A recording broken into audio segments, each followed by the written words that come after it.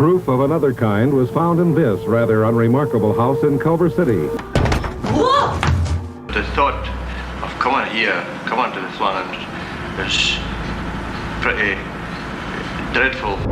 There's something in this home which has the intelligence to inflict physical and psychological harm upon this family.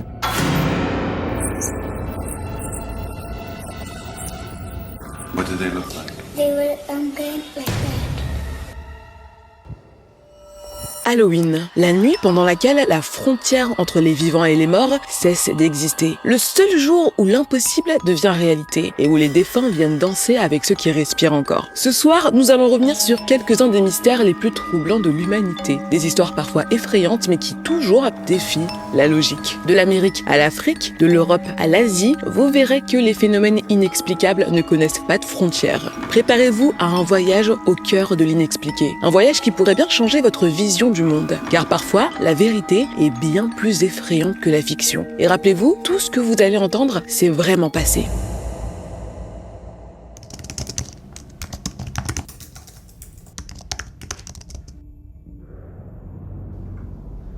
Croyez-vous aux fantômes? Cette chose, elle a piraté mon téléphone. Elle se fait même passer pour moi sur Instagram. Bah oui, c'est normal. T'es tout le temps connecté à des wifi publics, tes données, tes mots de passe, tes billets d'avion, tout le monde peut les voir. Télécharge CyberGhost VPN, c'est ultra simple.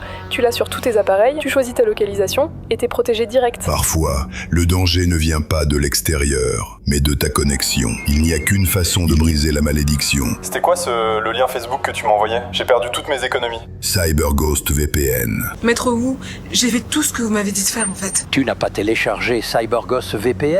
Plus de 11 000 serveurs dans 100 pays, utilisés par 38 millions d'âmes. Connectés jusqu'à 7 appareils à la fois, où l'intrus ne vous lâchera jamais.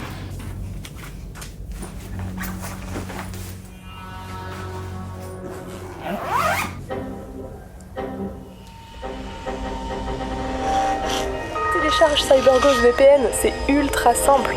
Tu l'as sur tous tes appareils, tu choisis ta localisation et t'es protégé direct.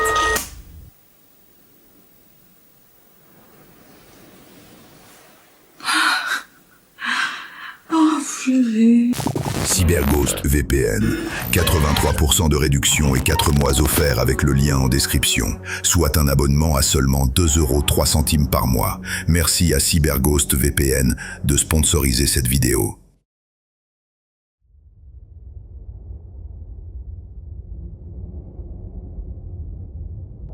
Quand on pense à Los Angeles, on imagine toujours la même chose. Le soleil, la plage, les palmiers qui longent les avenues, le Walk of Fame bien sûr. Pas une maison délabrée, pas un fantôme qui s'acharne sur une mère célibataire. Et pourtant, c'est ce qui va arriver à Doris Bitter dans les années 70.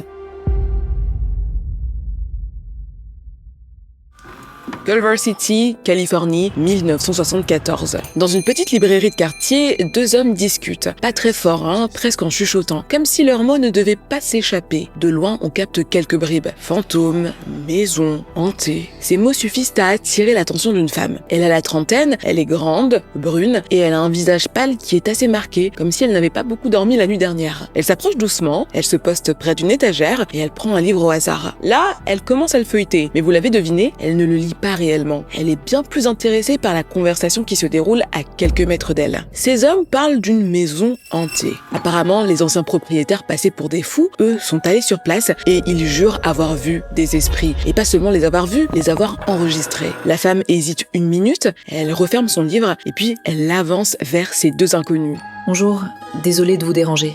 Je m'appelle Doris Bitter. En fait, moi aussi je vis dans une maison hantée. 99% des gens auraient levé les yeux au ciel, ils l'auraient appelée la folle de la bibliothèque, mais pas eux. Doris vient de croiser Kerry Gaynor et Barry Taff. Il se trouve que ce sont deux chercheurs en paranormal à l'Université de Californie. Night falls in the city, and with it descends a shroud of mystery. There are ghosts in our city of angels, and there are those who hunt them. Through the parapsychology laboratory here at UCLA, we investigate many types of phenomena, a good part of which concerns the investigation of haunted houses, ghosts, hauntings, and poltergeist phenomena. This takes up about 40% of our time, most of which is at night. Come into the lab and people complain about strange things going on in their houses, and we'll generally answer almost any call referring to haunted houses or poltergeist phenomena. 22 août 1974. Les docteurs Kerry et Barry se garent devant une petite maison. Ils vérifient l'adresse, 11 547 Braddock Drive. C'est bien ici. Franchement, sans l'appel de Doris, ils ne l'auraient jamais remarqué. C'est une maison tout à fait banale, un peu défraîchie, 2 fois déclarée insalubre par la mairie. Et pourtant, c'est là que Doris vit avec ses enfants. L'un des chercheurs appuie sur la sonnette, il y a un long silence, puis enfin, la porte s'ouvre. Là, c'est le choc. Si l'extérieur de la maison n'avait déjà rien de luxueux, l'intérieur est dans un état pitoyable. Des déchets partout. Dans l'évier, des piles d'assiettes envahies par la moisissure, c'est sale. Clairement, Doris peine simplement à vivre, parce que cet endroit est immonde. À ce moment-là, les 2 chercheurs ont vraiment de la peine pour les 4 enfants qui grandissent dans cette crasse. Mais le désordre n'est pas le seul problème. Doris, elle, n'arrive même pas à répondre à des questions simples. Les docteurs suivent la procédure, ils sortent un questionnaire de 16 pages, et Doris ne répond à rien. Elle détourne les questions, elle parle dans le vide, et puis soudain, le silence. Doris regarde les 2 chercheurs, et elle lâche enfin sa vérité. Un petit peu honteuse quand même. En fait, un fantôme me viole. Là, les 2 chercheurs roulent des yeux. Ils ont vu beaucoup de choses, mais ça, jamais. Elle insiste, hein. Je vous jure, j'ai des preuves, je peux vous montrer. Et ils lui disent Madame, non, franchement, pas besoin d'aller plus loin. Ils ont vu la maison en piteux état, et puis les paroles un peu insensées de Doris. Peut-être qu'elle est folle, en fait. Ils se lèvent, ils posent la carte d'un psychiatre, et ils sortent sans se retourner. Encore une folle. Sûrement une femme perdue dans l'alcool et les drogues. Alors, une fois qu'ils ont claqué la porte, ils reprennent le cours de leur vie. Mais 10 jours plus tard, le téléphone sonne dans le cabinet du docteur Taff. C'est Doris. Elle sait que tout ça a très mal commencé, mais elle veut une seconde chance. Et cette fois, elle affirme pouvoir prouver ce qu'elle avance. 5 personnes extérieures à sa famille ont elles aussi vu les entités. Elle ne ment pas. Les chercheurs décident de mettre leurs a priori de côté et ils repartent chez Doris. Et là, dès l'ouverture de la porte, quelque chose a changé. Il y a une odeur extrêmement forte, très désagréable, une odeur de chair en décomposition. Pourtant, la maison, elle n'est pas plus sale que la dernière fois, mais elle sent vraiment mauvais. Doris les conduit jusqu'à sa chambre. C'est le milieu de l'été. Il fait plutôt chaud à l'extérieur. Et pourtant, cette pièce est glaciale. Ils ont presque envie de se frotter les mains tellement il fait froid. De fil en aiguille, les chercheurs se retrouvent dans la cuisine avec l'un des fils de Doris. Là, ils lui posent quelques questions. Comment ça a commencé? Comment est-ce que vous le vivez en tant qu'enfant? Bref,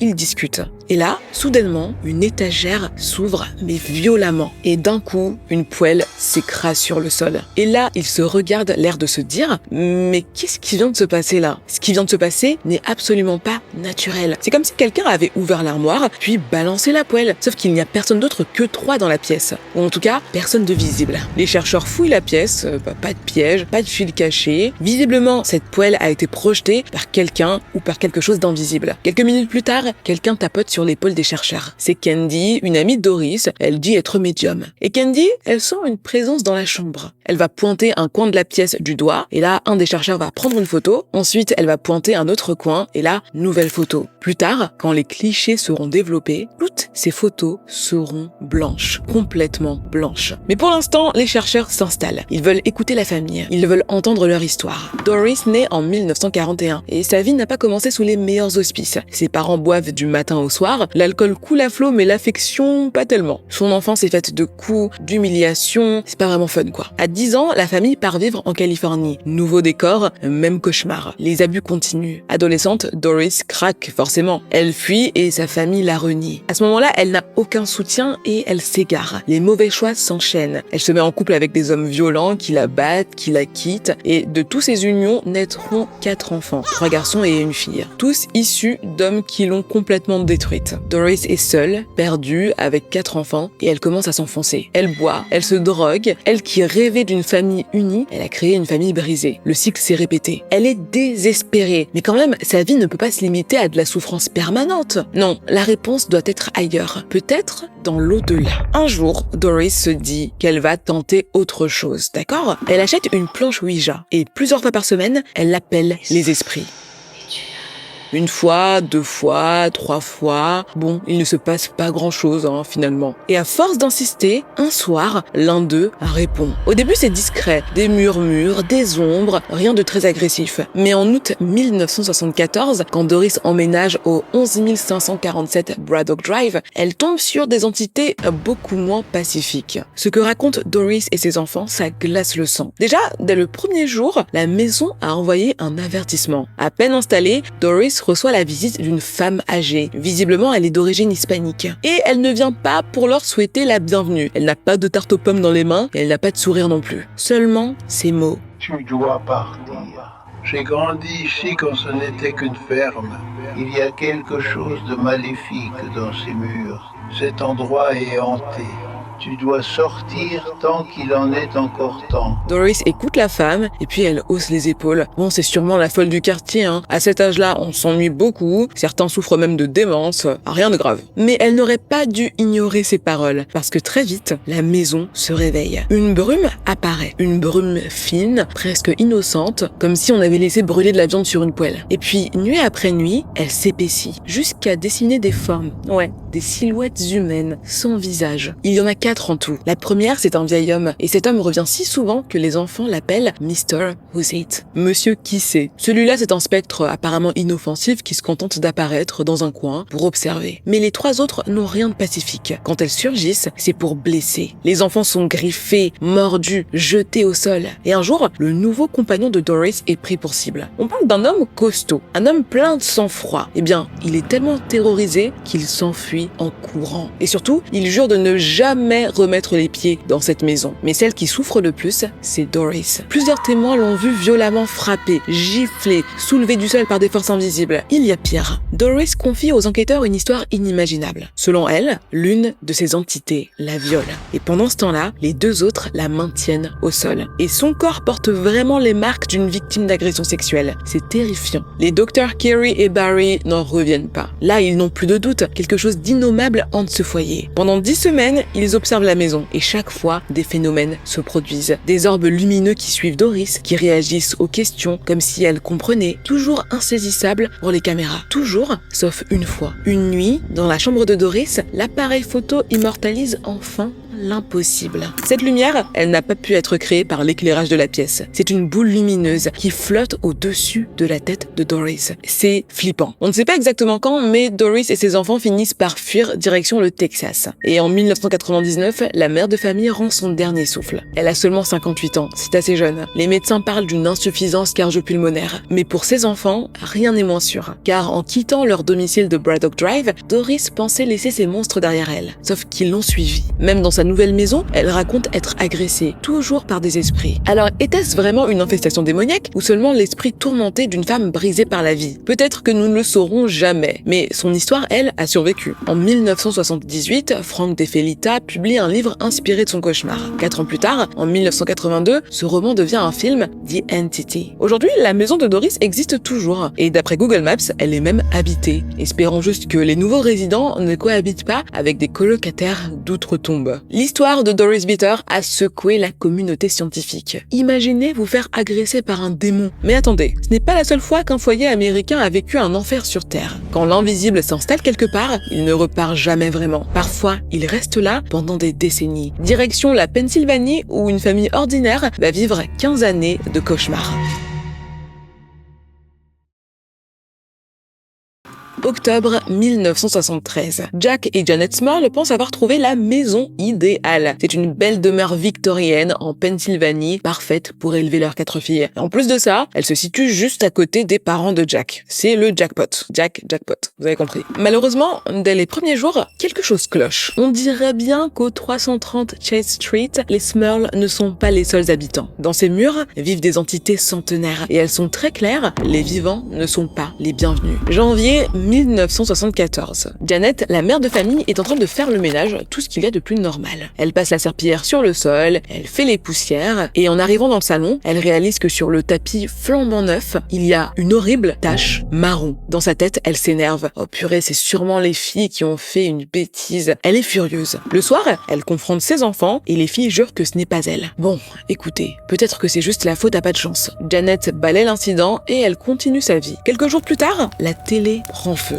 Jack, qui est ingénieur de profession, il pense à un court-circuit. Mais quand sa fille Dawn commence à voir des gens flotter dans sa chambre, là, il n'a plus d'explication. La vérité s'impose, ils ne sont pas seuls. Un matin, Jack et Janet découvrent leur boiserie toute neuve, couverte de griffures. Un autre jour, c'est le ballon d'eau chaude. Puis la baignoire. Comme si une bête sauvage avait attaqué leur maison pendant leur sommeil. Et peut-être même que ce sont ces pas qu'ils entendent la nuit quand ils essaient de dormir. Les objets disparaissent, les appareils électriques tombent en panne. Rien ne va jamais dans cette maison. Et en 1977, quand les Smurls accueillent leurs jumelles, les attaques s'intensifient. Les tiroirs s'ouvrent et se ferment tout seuls. Dans le salon, le fauteuil à bascule vacille sans que personne ne soit assis dessus. Mais le plus dramatique, c'est le froid. Peu importe à quel point Janet monte le chauffage, toute la famille gèle. On dirait que les Smurls vivent avec des monstres qu'ils ne peuvent ni voir ni toucher. Mais ils savent qu'ils sont là. Ils le devinent à l'odeur, une odeur de soufre, une odeur de chair en décomposition. Et surtout, ils le devinent au bruit. Des grognements de porcs dans les murs, des pas qui courent dans le couloir, des murmures très discrets. En tout cas pour Jack et Janet, parce que pour leurs parents, ces murmures deviennent des cris. En fait, dans l'aile gauche de la maison, les grands-parents entendent des gens se disputer du matin au soir. Jack essaie de les rassurer comme il le peut, Non, ce n'est pas lui, ce n'est pas sa femme, ce n'est pas leur fille. Il n'a juste aucune idée de ce qui se passe. Les voisins, eux aussi, ils s'interrogent un petit peu. Parfois, quand la maison est vide, ils entendent des hurlements, des cris de douleur venus de l'intérieur. À quelques reprises, ils se demandent même s'ils doivent appeler la police. À ce moment-là, la famille Smurl traverse déjà une période difficile. Et donc, ils ont envie de croire que c'est juste le stress, que leur imagination leur joue des tours. Jusqu'au jour où une entité pousse l'une de leurs filles dans les escaliers. She was found at the bottom of the landing and she did not remember how she got there. Impossible de continuer à parler d'hallucinations, et ce n'est que le début. Un après-midi, toute la famille assiste à une scène impensable. Simon, le berger allemand de 34 kilos, se met à flotter dans les airs, comme si quelqu'un l'avait pris dans ses bras. Le chien est mal à l'aise, il couine, il aboie, et puis brutalement, l'entité invisible balance l'animal contre le mur. Imaginez juste le choc pour tous les membres de la famille présents à ce moment-là. Heureusement, Simon survit, mais ça aurait pu se finir beaucoup plus mal, comme ce jour où leur fille de 13 ans échappe de peu à la mort. Car oui, le lustre de la cuisine se décroche et s'écrase presque à ses pieds. Un pas de plus et c'était terminé pour elle. Vous vous en doutez, les parents ne sont pas épargnés. Un soir, Janet dort paisiblement, quand soudain, elle est tirée par les jambes. D'abord, elle se dit que c'est peut-être une blague de ses filles ou bien de son mari, et puis elle se rend compte que ce n'est pas du tout le cas, puisqu'il n'y a personne en face d'elle. Elle est traînée hors du lit, sur le sol et jusqu'en bas des escaliers. Elle se débat, mais ses mains ne touchent absolument rien. Personne. Et pourtant, quelqu'un ou quelque chose est en train de l'agresser. Jack, lui aussi, il vit l'horreur. Un jour, en pleine nuit, il se réveille en sursaut. Là, j'en ai des frissons. Juste, en y pensant. J'en ai des frissons. Il a le souffle coupé. Un peu comme dans une paralysie du sommeil, il ne peut pas bouger. Au-dessus de lui, il y a quelque chose. Quelque chose avec des yeux rouges, une peau verte. Avec le recul, il saura que c'est une succube. Et cette entité maléfique est en train d'abuser de lui. Même lui, l'ingénieur rationnel, ne peut plus le nier. Ce qui hante leur maison n'a rien de matériel. C'est spirituel. Et il sait qui peut les aider. Jack fait venir prêtre après prêtre. Ils entrent, ils observent, ils ne constatent rien, ils bénissent la maison, et puis ils repartent. Mais dès qu'ils franchissent le seuil, les phénomènes reprennent. L'église refuse de croire à une infestation démoniaque. Les bénédictions, oui, mais l'exorcisme, jamais. Désespérés, les Smurls n'ont plus le choix. Ils font appel à un couple de chasseurs de démons que vous connaissez très bien, Ed et Lorraine Warren. It's very powerful. It's invisible. I don't care if you want to call it a devil or a ghost or a demon. There's something in this home which has the intelligence to inflict physical and psychological harm upon this family. 1986. Ed et Lorraine Warren débarquent enfin chez les Smurls. Et dès son arrivée, Lorraine ressent 4 présences. Une dame, plutôt calme, une jeune femme pleine de colère, un homme marqué par la souffrance, et surtout, une entité démoniaque. D'après elle, il manipulerait les 3 premiers pour attaquer la famille. Les Warren tentent de les faire partir. Ils organisent des prières de groupe ou bien ils diffusent de la musique religieuse. Et ça, le démon le prend mal. Très mal. L'air de la maison devient glacé. Les tiroirs claquent, une masse sombre glisse le long des murs et sur un miroir, un mot apparaît. Va-t'en. Pendant des mois, les Warren enquêtent. Ils enregistrent des centaines de cassettes audio, mais rien n'y fait.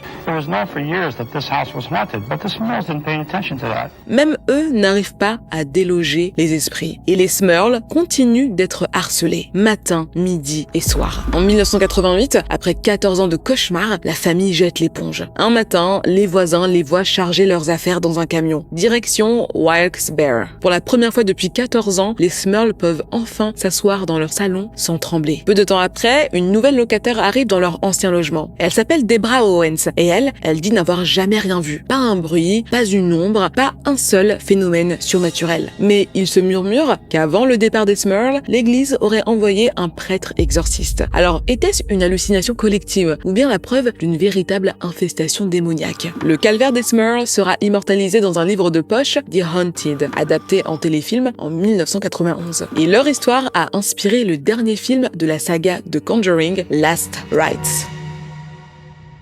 Il n'y a pas qu'aux États-Unis que se déroulent des phénomènes étranges. De l'autre côté de l'Atlantique, l'Europe a son propre lot de secrets. Châteaux hantés, manoirs maudits, le vieux continent a toujours entretenu une relation particulière avec l'au-delà. Parfois, il arrive que ces esprits se manifestent dans de vieilles maisons perdues au fin fond des campagnes. À la fin des années 70, dans les Hautes-Pyrénées, une ferme commence à brûler, encore et encore. Et ça, sans raison apparente.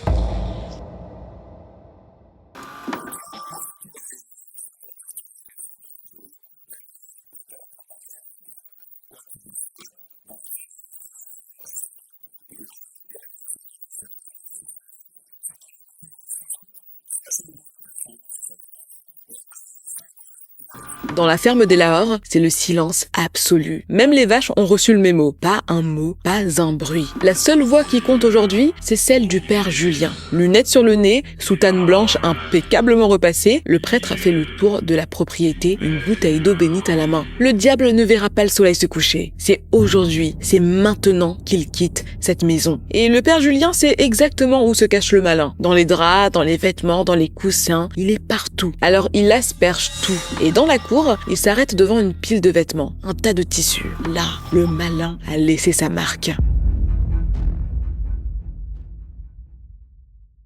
On est à Céron, un petit village du Béarn de 250 habitants. C'est le genre de coin où il ne se passe jamais rien. Jusqu'au 5 août 1979. Ce jour-là, vers 16h, une habitante sent une odeur de brûlé. Elle regarde devant elle, rien. Derrière elle, rien non plus. Mais en se retournant une dernière fois, elle remarque un filet de fumée noire. Ça vient de la ferme des Lahore. Elle court prévenir les pompiers. Et quand ils arrivent, le feu est déjà éteint. C'est bizarre, l'incendie a pris dans un placard. Et maintenant, il ne reste que de la suie et une odeur tenace. Heureusement, tout le monde va bien. Dans la ferme vivent 6 adultes. Édouard, le patriarche de 56 ans, son épouse Marie-Louise, leurs 3 fils, André, Jean-Marc et Roger, et Michel Jousserando, 18 ans, c'est une pupille de l'État recueillie par la famille. Une enfant adoptive, en gros. La rumeur dit qu'elle sortirait avec Roger, mais rien n'est confirmé. Bref, tout le monde est sain et sauf. Sauf que, le soir même, la maison est envahie par une fumée noire. 6 nouveaux départs de feu se déclenchent. Dans les placards, sur les meubles, même sur les vêtements. Les Lahore les éteignent comme ils le peuvent. Et puis, ils reprennent le cours de leur vie. Mais le lendemain, rebelote. 12 incendies éclatent. Et le surlendemain, encore 10. En 3 jours, la maison est littéralement ravagée. Les pompiers sont appelés plus de 20 fois. Et ils finissent par prévenir la gendarmerie. Un adjudant arrive sur place, il fait le tour de la maison et il ne trouve absolument rien. Le lendemain, entre 10h et 13h, 33 feux se déclenchent dans la maison des Lahore. Des chiffons, des draps, des vêtements, les objets sont là et l'instant d'après, ils brûlent. Un jour, Roger, l'un des fils, tient une serviette éponge dans ses mains. Et pendant qu'il la tient, il l'a devant lui comme ça, elle s'enflamme. Une autre fois, c'est une commode qui prend feu sous leurs yeux. Un autre jour, une chaise en paille se transforme en brasier. Et en moins d'une semaine, la dot de Marie-Louise, tout ce qu'elle possédait de plus précieux, est réduite en cendres. Forcément, l'affaire commence à faire du bruit. Dans le village, on ne parle plus que de ça. Une force mystérieuse qui s'amuse à brûler les affaires des Lahore, c'est bizarre. Et donc, la contre-attaque s'organise. Les voisins des Lahore s'organisent. Ils montent la garde jour et nuit.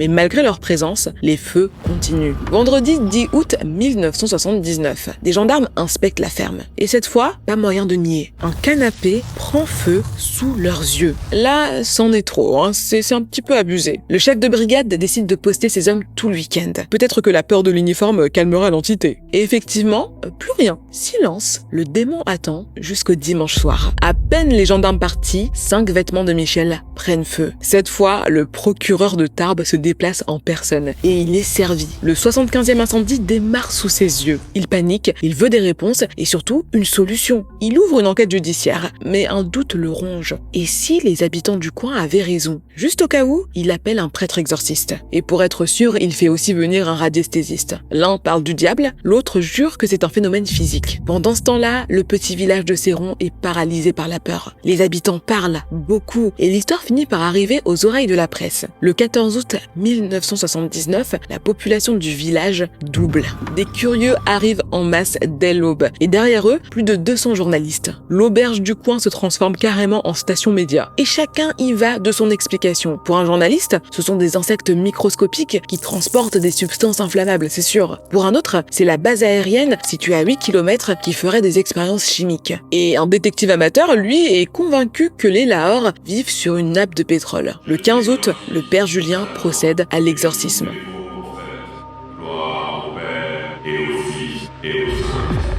Avant de partir, il donne un dernier conseil. Brûler tous les édredons en plumes. Donc tous les coussins qui sont rembourrés avec des plumes. C'est là que se cache le diable. L'affaire de Céron explose médiatiquement. Le magazine VSD en fait sa une. Aux États-Unis, Newsweek publie un dossier complet. Le monde entier a les yeux rivés sur cette ville tranquille. Et ça ne plaît pas beaucoup au maire. Il en a marre de voir son village transformé en cirque. Et surtout, il en est persuadé, il y a une explication logique derrière ces incendies spontanés. Un juge de Tarbes débarque avec un chimiste et des gendarmes. Sur place, l'équipe observe 2 choses. 1. Les feux se déclenchent à l'improviste. 2. Avant chaque incendie, une odeur assez forte se dégage et l'objet se carbonise sur place. Mais même eux n'ont toujours pas d'explication. Dimanche 19 août 1979, 5 nouveaux feux éclatent sous les yeux même du député maire de Lourdes. On parle de Lourdes, la ville des miracles, la ville où serait apparue la Vierge Marie. Et là, le prêtre exorciste revient en urgence. Il asperge à nouveau la maison d'eau bénite. Mais cette fois, une nouvelle théorie émerge. Et si le diable ne se cachait pas dans les draps? Et s'il se cachait dans le corps de quelqu'un?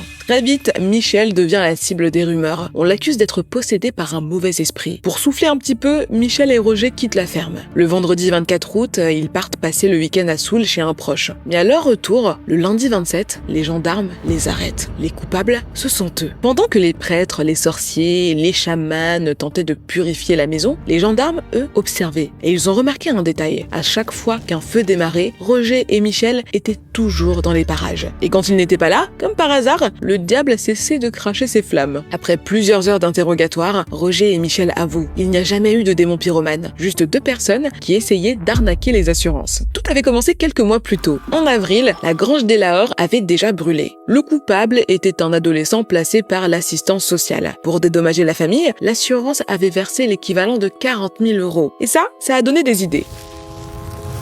Roger a allumé 27 feux, dont 8 avec l'aide de Michel. Michel, elle, a provoqué 37 incendies. Au total, 64 feux. Mais les gendarmes, eux, en ont compté 97 en 20 jours. Ce qui veut dire qu'aujourd'hui encore, 33 départs de feu restent inexpliqués. En mai 1984, le couple est condamné. Michel écope de 6 mois de prison avec sursis. Roger, lui, d'1 an de prison avec sursis. Quand derrière un mystère se cachent des imposteurs, une enquête peut révéler la vérité. Mais que faire quand l'énigme ne peut pas être résolue de manière logique, lorsque, même un siècle plus tard, aucune réponse rationnelle ne peut être trouvée? Pour la 4e histoire, cap sur l'Écosse, une contrée où la mer et le ciel se rencontrent dans une brume éternelle. Un pays où 3 hommes ont disparu, un jour comme ça, sans aucune explication. Décembre 1900. Au large de l'Écosse, l'océan Atlantique tape contre les falaises d'une petite île. Silence total. Pas un souffle, pas une trace de vie. L'île paraît vide. Et c'est très bizarre parce que, hier encore, 3 hommes vivaient ici. Le soleil s'est couché et le lendemain matin, plus rien. Disparu. Le seul témoin de l'histoire, un phare, toujours allumé, toujours en train d'éclairer une mer sur laquelle plus personne ne veille. C'est ce mystère-là qui a glacé toute l'Écosse. Avant ce drame, personne ne parlait des îles Flannan. Normal, ce ne sont que 7 cailloux perdus dans l'Atlantique Nord. Mais une île se distingue, Éléane Mor. En gaélique, ça veut dire la grande île. En 1899, on y construit un phare. Objectif, éviter aux bateaux de s'écraser sur les rochers. Et surtout, annoncer aux marins qu'ils sont presque arrivés à bon port. Le 7 décembre 1899, le phare s'allume pour la toute première fois. Et 3 hommes sont chargés de le surveiller jour et nuit. James Ducas, 43 ans, un père de famille, Thomas Marshall, 28 ans, un homme au physique très solide, un homme très courageux. Et finalement, Donald MacArthur, 40 ans. Techniquement, Donald MacArthur n'est pas en poste au phare des îles Flannan. Mais malheureusement, le 3e gardien tombe malade. Et Donald MacArthur, qui devait rester quelques semaines juste en attendant qu'il se rétablisse, eh bien, il ne repartira jamais. 15 décembre 1900. Un navire approche des côtes des îles Flannan. Sur sa coque, on peut lire son nom, Hesperus. Sa mission est simple, apporter de la nourriture et du courrier aux 3 gardiens du phare. Mais plus le bateau s'approche, plus l'équipage se dit qu'il y a un problème. Le phare n'émet aucun signal, aucun pavillon n'a été hissé pour dire au navire qu'il peut s'amarrer, et surtout, aucune caisse de provisions n'a été laissée dehors, comme c'est l'habitude. Encore plus étrange, personne. Aucun gardien sur les rochers pour guider l'accostage. Harvey, le capitaine de l'Hesperus, il sent que quelque chose ne va pas. Ça fait 20 ans qu'il navigue et il n'a jamais vu ça. Il sort ses jumelles, il observe les falaises, rien, pas un signe de vie. Et là, un frisson lui parcourt le dos, parce que James, Thomas et Donald, ce ne sont pas des novices. Ils connaissent la mer, ils savent à quel point leur mission est cruciale et ils la prennent très au sérieux. Jamais ils n'auraient manqué à leur devoir, sauf s'il leur était arrivé quelque chose de grave. Le navire fait retentir la corne de brume. 1 fois, 2 fois, 3 fois. Mais quand l'écho se tait, il n'y a qu'une réponse, le silence.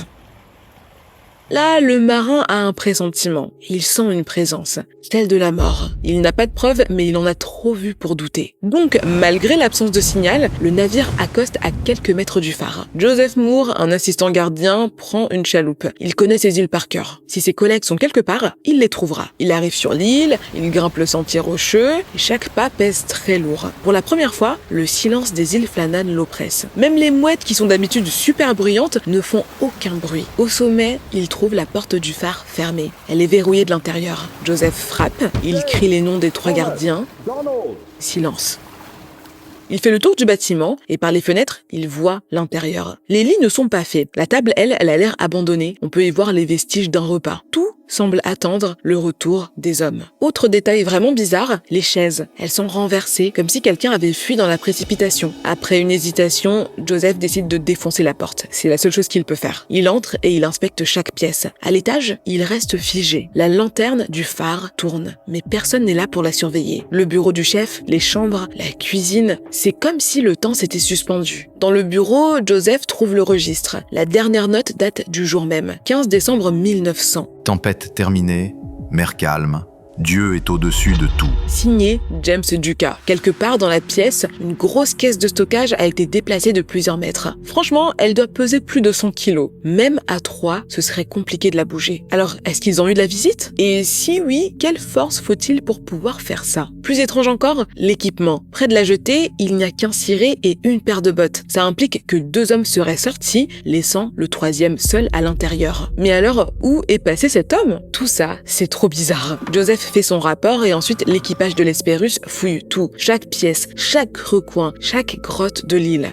Rien, personne. Les 3 gardiens se sont volatilisés. Tout ce que peut faire l'équipage, c'est reprendre la mer. Et en s'éloignant, le capitaine Harvey regarde la lumière du phare. Elle est toujours en train de tourner, inlassablement, mécaniquement, éternellement. C'est une image qu'il n'oubliera jamais. De retour sur la terre ferme, l'Hesperus donne l'alerte. Une enquête est ouverte, mais personne ne trouve d'explication. Et surtout, tout le monde reste troublé par le journal de James Ducas. 12 décembre 1900. Tempête, vent violent, mer très agitée, aucune possibilité de sortir. 13 décembre 1900. Tempête continue, mer en furie, impossible d'effectuer les travaux extérieurs. 14 décembre 1900. Tempête encore. La mer est toujours trop forte.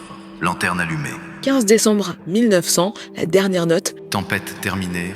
Mer calme.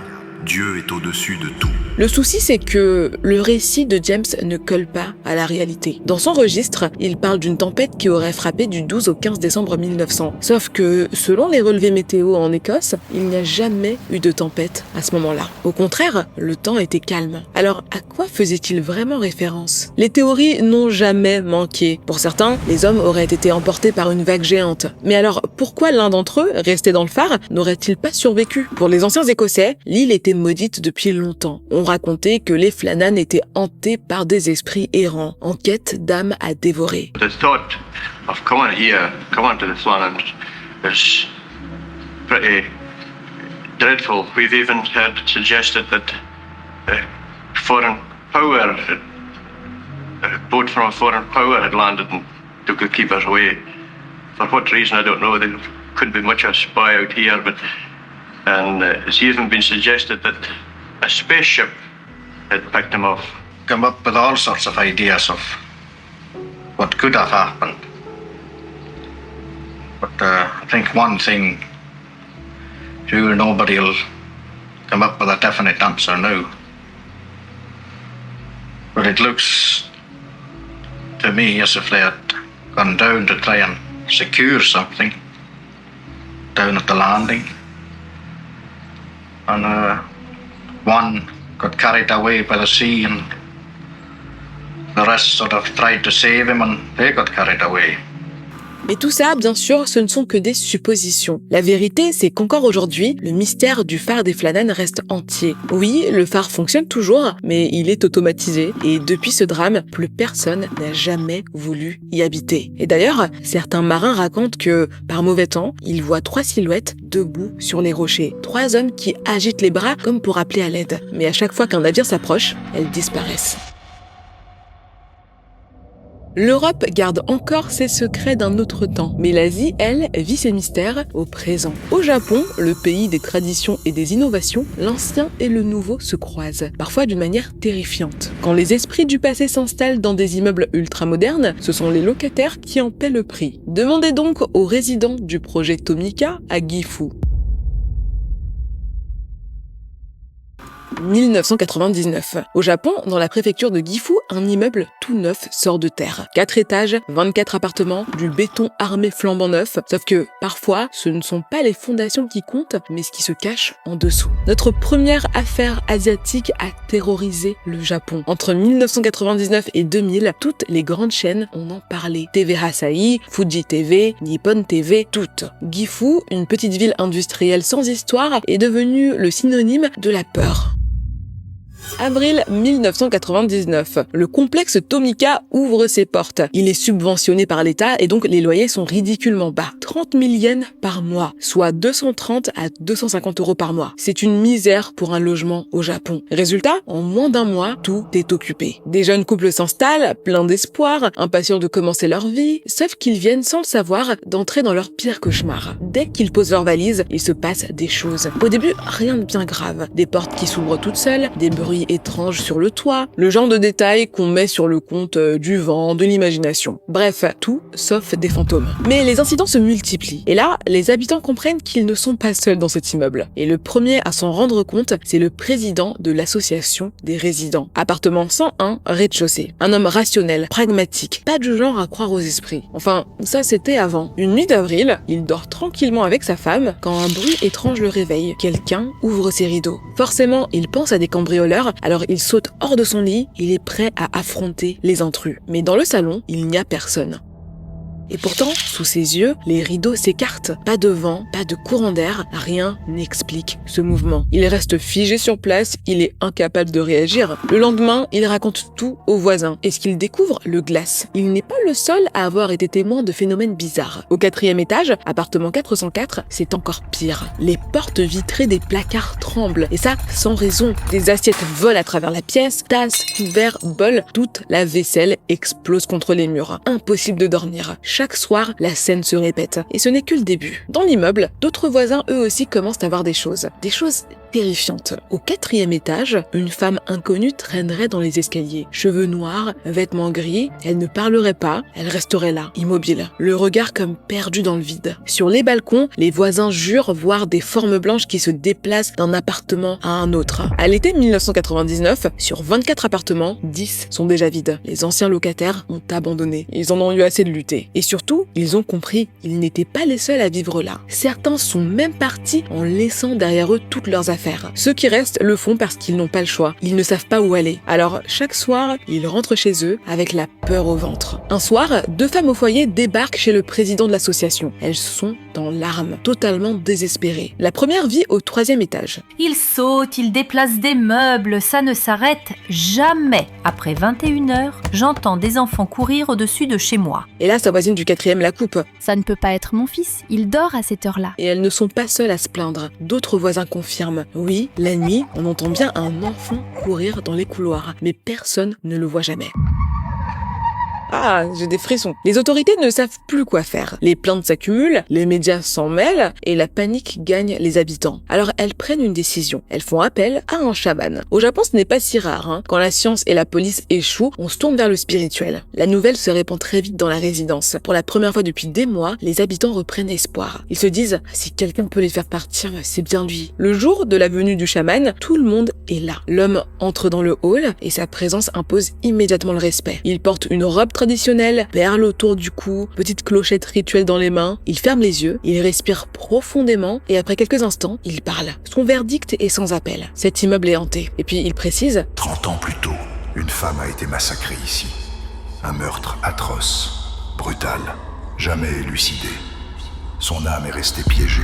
Les habitants n'en croient pas leurs oreilles. Ils tiennent enfin une explication à leur cauchemar. Le chaman prépare un rituel et après plusieurs heures, il annonce que l'âme a été apaisée et que désormais, les habitants pourront vivre en paix. Et effectivement, il a raison. Pendant quelques semaines, le calme revient. Les habitants sont surpris, ils se sourient en se croisant dans les couloirs. Ah, vous avez vu, c'est un petit peu mieux, hein. Pas de bruit, pas de vaisselle qui vole, pas d'ombre dans les escaliers. Malheureusement, ce répit ne dure pas. Les esprits reprennent très vite leurs droits et ils sont encore plus violents et encore plus nombreux. L'affaire fait la une de tous les médias et des chamans de tout le pays débarquent à Tomika. Parmi eux, Ehara Hiroyuki. C'est un médium très connu. Et son hypothèse, elle glace le sang. La femme n'était pas seule. Le terrain entier est hanté par une armée d'esprits, des soldats, des commandants de l'époque Sengoku. Ils sont morts il y a plusieurs siècles, mais ils sont toujours là. D'autres médiums ajoutent des couches d'horreur. Dans le passé, cet endroit aurait été une zone d'exécution. Et si la vaisselle vole dans l'appartement 404, c'est pour rappeler que quelqu'un y a été tué par des shurikens. Chaque enquête révèle un nouveau secret, et chaque secret rend le lieu encore plus maudit. Est-ce que c'est vrai? Impossible de le savoir. Mais les habitants sont tellement désespérés qu'ils deviennent les proies de charlatans, des faux chamans qui leur vendent des rituels à prix d'or. En 2001, une prêtresse réputée du Japon vient sur place gratuitement cette fois. Elle effectue un rituel majeur de purification, et ça marche. Enfin, pendant un temps. Parce qu'en 2002, les phénomènes reprennent. Plus discrets, plus sournois, comme si les esprits avaient appris à se cacher.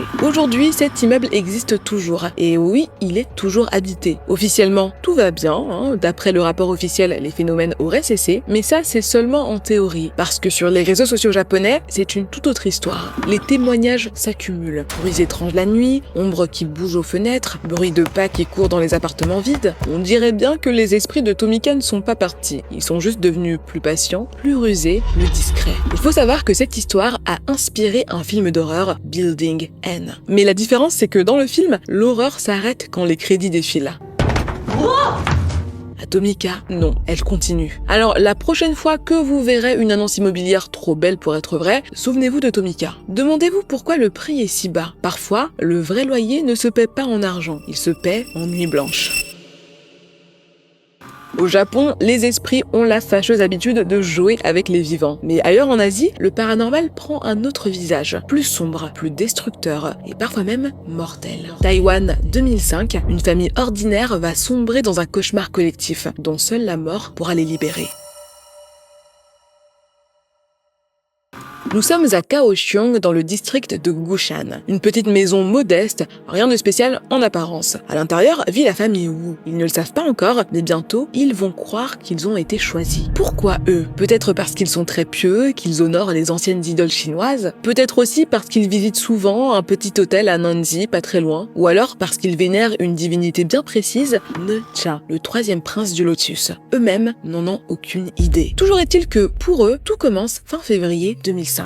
Ce jour-là, la cadette de la famille fait une annonce. Je suis possédée par Necha.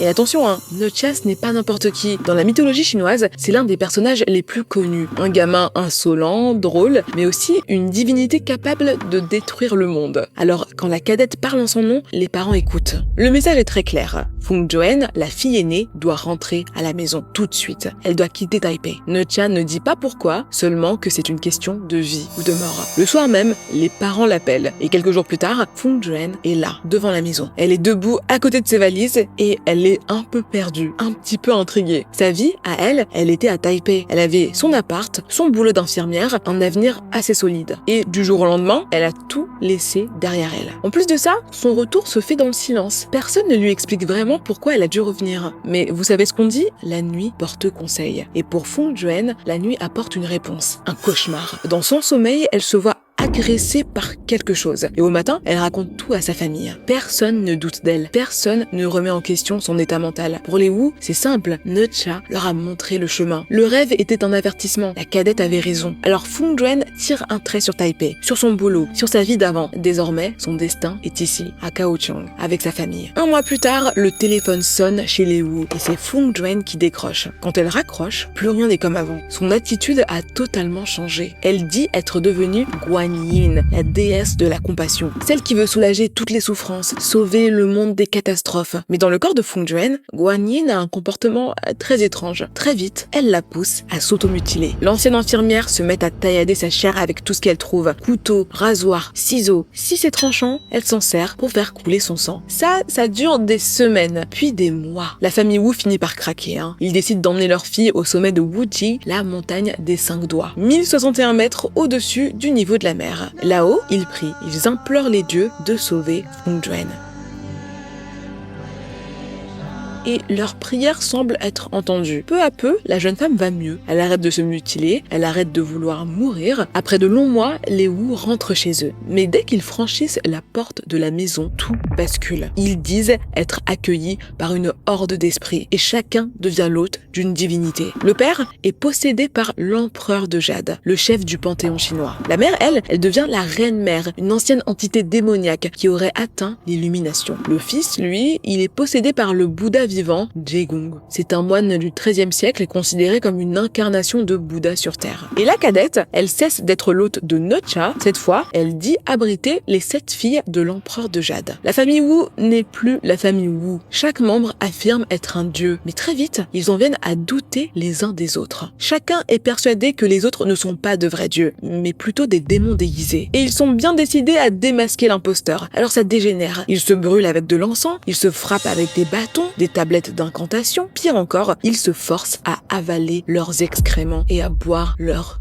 urine. Pendant un mois, la maison des Wu ressemble à un asile. De jour comme de nuit, des cris atroces résonnent dans tout le quartier. Les voisins entendent des hurlements dignes d'un film d'horreur. Et d'ailleurs, certains disent avoir vu à travers les fenêtres des danses étranges comme des rituels. Mais peu importe ce que pense le voisinage, les Wu poursuivent leur mission, traquer le démon. Et un jour, ils sont convaincus de l'avoir trouvé. Le démon est dans Fung Joen. À partir de cet instant, la jeune femme devient le punching ball de sa famille. Ils la battent, ils la torturent, ils l'affament, ils veulent faire sortir l'esprit maléfique de son corps. Et malheureusement, à bout de force, elle finit par mourir. Le 3 mars 2005, Wu Fung Joen rend son dernier souffle. Pour la famille, ce n'est pas leur fille qui vient de mourir, c'est le démon. Mais quand son corps se refroidit, la mère dit ressentir une présence en elle. Elle en est persuadée, l'âme de Fung Joen vient d'entrer dans son propre corps. Les Wu passent un jour entier enfermés avec son cadavre. Ils se disent qu'elle est enfin libérée du démon, donc elle va finir par se réveiller. Elle va ouvrir les yeux. Ils attendent, ils espèrent, mais le lendemain, la réalité les frappe de plein fouet. Fong Duan ne reviendra pas. Elle est morte pour de bon. Cette nuit-là, les Wu placent le corps de leur fille dans le coffre de leur voiture. Direction l'hôpital le plus proche. Ils déposent le cadavre devant l'entrée des urgences et puis ils repartent sans même se retourner. Le lendemain matin, le personnel médical découvre le corps et l'enquête démarre immédiatement. La police remonte très vite jusqu'à la famille Wu et ce qu'ils découvrent chez eux dépasse l'imagination. Les murs sont couverts d'excréments, d'incantations, de symboles étranges, incompréhensibles. Les enquêteurs s'attendaient à trouver une famille effondrée par le chagrin, mais non. Les Wu sont très calmes, ils sont apaisés, presque libérés. Pour eux, tout est parfait. Les démons sont partis. L'histoire est finie. Mais pour la justice taïwanaise, elle ne fait que commencer. L'enquête conclut que Fong Duan s'est laissé mourir de faim, persuadé de libérer son corps d'un démon. D'après eux, ses proches ne l'ont pas tué directement, mais ils l'ont abandonnée alors qu'elle agonisait, ce qui n'est pas mieux. Les survivants sont inculpés d'abandon ayant entraîné la mort. Et d'après les spécialistes, leurs peines n'ont sans doute pas dépassé les 5 ans. Bien sûr, une expertise psychiatrique est tombée. Et d'après elle, la famille a sombré dans un épisode d'hystérie collective. Pendant des semaines, ils ont partagé la même folie destructrice. Mais la vraie question reste entière. Qu'est-ce qui a pu pousser une famille entière à torturer l'une des leurs jusqu'à la mort? Qu'est-ce qui les a convaincus qu'elle était possédée? Comme je vous l'ai dit au début de cette histoire, la culture familiale était déjà très tournée vers la religion, les rites, et donc ils étaient certainement des sujets parfaits pour une telle psychose. L'histoire des Wu a inspiré le film Incantation qui est sorti sur Netflix en 2022. Je vous le recommande chaudement. Nous, on l'a fait voir à tous nos amis.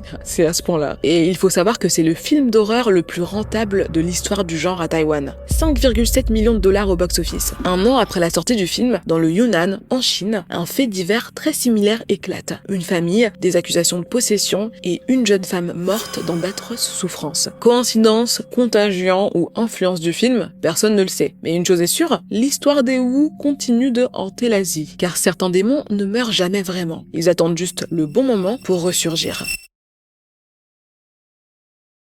En Asie, certaines forces invisibles brisent des familles entières. En Afrique, elles vont plus loin encore. Elles s'invitent dans la sphère la plus intime. Là-bas, le paranormal ne se contente pas de hanter les maisons. Il s'infiltre dans les lits, il s'impose dans les rêves et il marque les victimes jusque dans leur chair et dans leur âme. Bienvenue dans l'univers des maris et des femmes de nuit.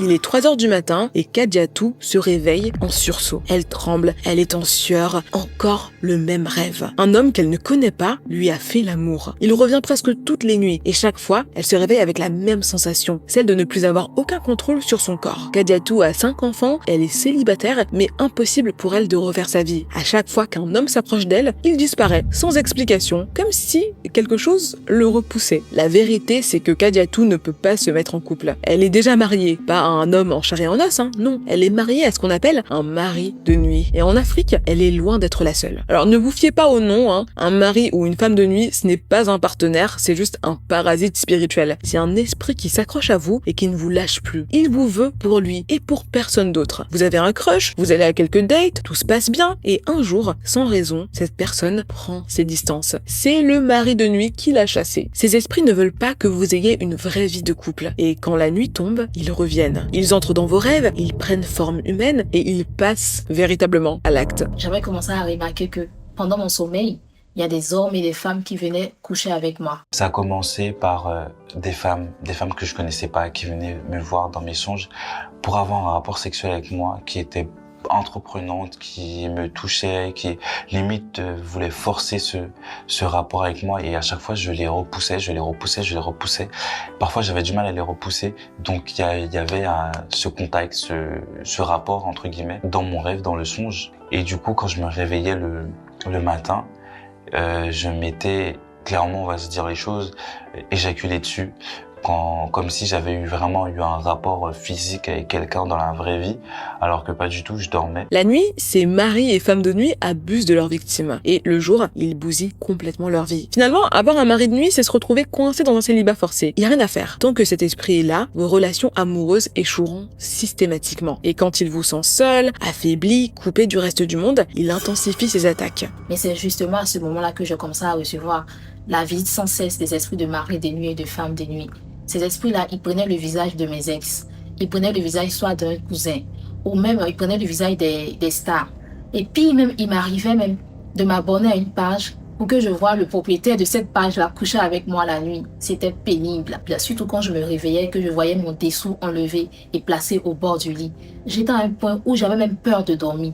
J'avais très peur de dormir, tellement je voulais pas que ces esprits-là me visitent. Vous n'arrivez pas à maintenir une relation, donc vous vous sentez un peu plus seul chaque jour, un peu plus impossible à aimer. Alors la seule présence qui reste dans votre vie, c'est celle qui vient chaque nuit, ce mari de nuit ou cette femme de nuit. Et le pire, c'est qu'il ne vous laisse pas le choix. Si vous lui résistez, il peut prendre l'apparence de quelqu'un que vous avez aimé, un ancien partenaire, un amour passé, et franchement, comment lutter quand l'esprit utilise vos propres souvenirs contre vous? Mais le plus effrayant, c'est la transmission. Ces esprits, d'après les récits, ne se contenteraient pas de ruiner une vie. Ils s'inviteraient aussi dans celle des enfants. Un peu comme un héritage maudit qu'on passerait de génération en génération. En Afrique, les témoignages autour des maris et des femmes de nuit sont hyper nombreux. Depuis des décennies, des familles racontent s'être effondrées sous le poids de ces croyances. Pour s'en protéger, les solutions varient. Certains se tournent vers la prière, d'autres vers des pasteurs, des imams ou des chamans qui pratiquent exorcisme et rituels de purification. Aujourd'hui encore, des millions d'Africains disent vivre ça en silence. Et ça, c'est parce que beaucoup ont honte d'en parler ou trop peur d'être jugés. Et ce qui frappe beaucoup, c'est que ces récits se ressemblent, qu'on soit au Congo, au Cameroun, au Nigeria ou bien ailleurs en Afrique. De leur côté, les chercheurs avancent d'autres explications. Un mélange de croyances spirituelles, d'héritage culturel et de phénomènes comme la paralysie du sommeil. Mais pour ceux qui disent en être victimes, la frontière entre le rêve et la réalité, elle reste très floue. Les maris de nuit s'attaquent aux adultes une fois que le soleil est couché. Pour autant, ne pensez pas qu'en plein jour, vous êtes épargnés. Au Zimbabwe, 62 enfants ont fait une rencontre que 30 ans plus tard, ils n'ont toujours pas réussi à oublier.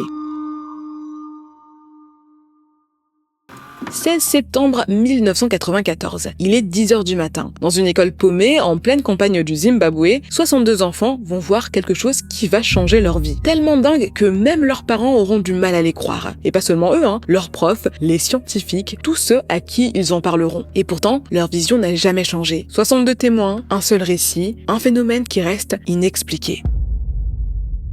On est à Roua, à 22 km de Harare, la capitale. C'est un petit village, un carrefour, quelques maisons, des champs partout. Et c'est là qu'on trouve l'école Ariel. C'est pas une petite école de village, non, c'est une école privée. Les enfants des familles riches de Harare y viennent tous les jours. 1 heure de route à l'aller, 1 heure au retour. Rien ne prédestinait cette école à entrer dans l'histoire. Et pourtant, 14 septembre 1994, des milliers de personnes lèvent les yeux au ciel. Une boule de feu traverse l'horizon et derrière elle, une longue traînée lumineuse. Les témoignages pleuvent à la télé nationale. Tout le monde raconte la même chose. Un objet brillant dans le ciel, qui parfois se divise en plusieurs morceaux. Certains se mettent à prier, mais d'autres plus rationnels disent qu'il n'y a rien de mystérieux. Pour eux, c'est juste le retour dans l'atmosphère d'un lanceur de satellite russe, le Zénith 2. La boule de feu, le lanceur qui brûle, les éclats lumineux, des débris qui se détachent. Explication logique, oui. Sauf que certains témoignages ne collent pas. Un camionneur dit avoir vu des êtres étranges, pas vraiment humains, au bord d'une route. Une mère et son fils jurent avoir vu un ovni en plein jour. Et ça continue. Des dizaines de récits. Des gens qui ne se connaissent pas, à des endroits différents, à des heures différentes. Résultat, le climat est tendu. Et une question revient sans cesse. Est-ce que le Zimbabwe est en train de vivre une invasion alien? Pour beaucoup d'ufologues, après ce qui arrive le 16 septembre, la réponse est oui.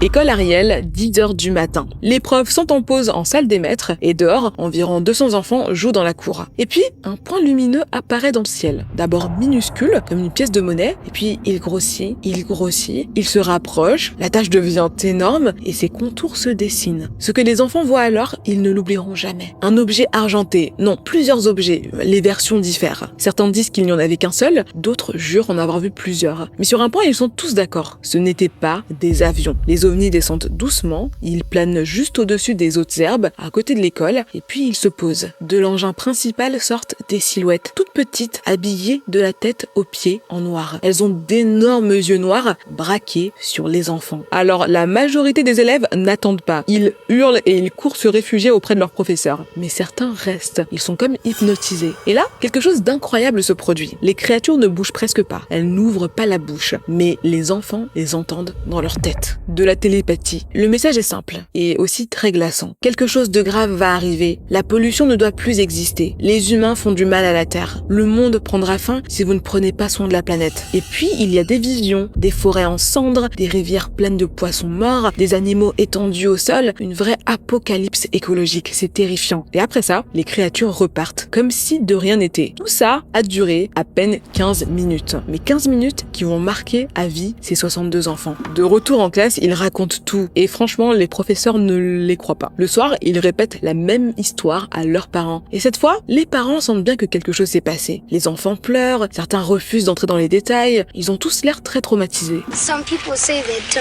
people are saying that the aliens came to warn us something's gonna happen, that something bad is gonna happen to the earth. Le lendemain matin, des dizaines de parents débarquent à l'école. Ils exigent des explications. Et très vite, l'affaire sort dans les médias. La télévision nationale diffuse un reportage.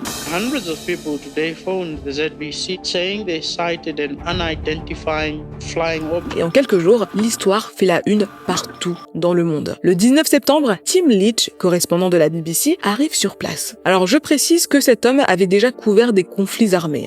Et pourtant, après avoir interrogé les enfants, il lâche cette phrase « Je savais gérer une zone de guerre, mais ça, je ne savais pas gérer ». Le lendemain, Cynthia Hind, une ufologue locale, décide d'enquêter. Elle demande aux enfants de dessiner ce qu'ils ont vu, puis de raconter, chacun de leur côté. Résultat, ils disent tous la même chose, avec les mêmes détails, la même précision. En novembre, le professeur John Mack arrive de Harvard. Ce n'est pas n'importe qui, c'est un prix Pulitzer. Et surtout, il est spécialiste des témoignages d'enlèvements extraterrestres. Et sa conclusion est claire, pour lui, les enfants disent la vérité. What did they look like? They were going like that. And then we saw something shiny. And we saw two people. They were in tight black suit. And they had big eyes. And we didn't actually see their nose, but it was quite small. And their mouth was quite small as well. One of them was running in slow motion up across the ship. And the other one was standing beside the ship. Where the spaceship had landed, all the insects and ants and stuff like that were all dead, and there was a huge black mark there. And my mum said it might have just been a fire there, but I don't think there was. I think it was the alien ship. 62 enfants, une seule histoire. Des objets argentés descendus du ciel, des créatures aux grands yeux qui leur parlent par télépathie et qui repartent comme si de rien n'était. Les sceptiques, eux, parlent d'hystérie collective. Ils disent « Oh bon, les enfants, ils ont été interrogés en groupe, ils ont pu s'influencer entre eux. » Et ils ajoutent même, alors vous savez, en plus, John Mack, c'est un écolo convaincu, donc il a peut-être projeté ses idées sur eux. Ok, mais il y a un truc qui dérange. Les enfants n'ont jamais changé de version. Aujourd'hui encore, presque 30 ans après, ils répètent la même histoire. En 2014, un journaliste du Mail and Guardian retrouve une ancienne élève. Elle lui confie qu'elle a peur que les créatures reviennent et qu'elle a la sensation qu'elles sont déjà de retour dans l'atmosphère. En 2016, Emily Trim, un autre témoin, se met à peindre. Elle dit que ces tableaux sont la traduction des messages qu'elle a reçus ce jour-là. Alors comment expliquer tout ça? Pourquoi, 3 décennies plus tard, aucun d'entre eux n'a jamais renié son témoignage? C'est pour ça que l'incident de l'école Ariel est devenu un des cas d'OVNI les plus célèbres d'Afrique. En 2021, la BBC l'a même classé parmi les événements les plus importants de l'histoire des OVNI. Et pourtant, jusqu'à aujourd'hui, personne n'a la réponse. L'école Ariel est toujours là, elle n'a pas bougé. Des enfants y jouent toujours insouciants dans la cour de récré. Ils ne savent pas qu'ils marchent sur le même sol que ces 62 témoins traumatisés. Et parfois, quand le soleil tape sur les champs autour, quand les ombres s'allongent sur la terre rouge du Zimbabwe, si vous regardez bien, peut-être que vous pourriez voir briller quelque chose d'argenté, quelque chose qui observe, qui attend, qui se souvient. Car à Ariel, certains secrets refusent d'être enterrés. I think they came here to try and warn us that the children because we're young. We've got a long time till we die. To warn us that when we're older, there's something going to happen to the earth. Yeah, not to pollute. Because we're young, we can still prevent it. Yeah. Et dans les yeux de ces enfants devenus adultes, on peut encore lire 30 ans plus tard le reflet de ce qu'ils ont vu ce matin de septembre.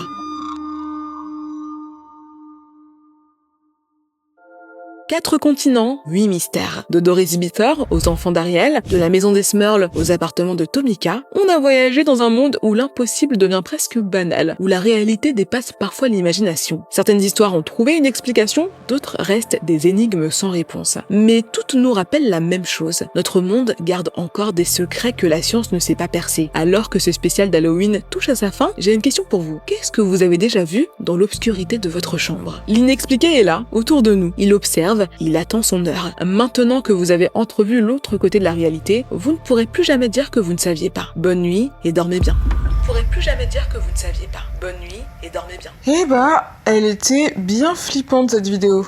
Je vais regarder des vidéos de chats maintenant.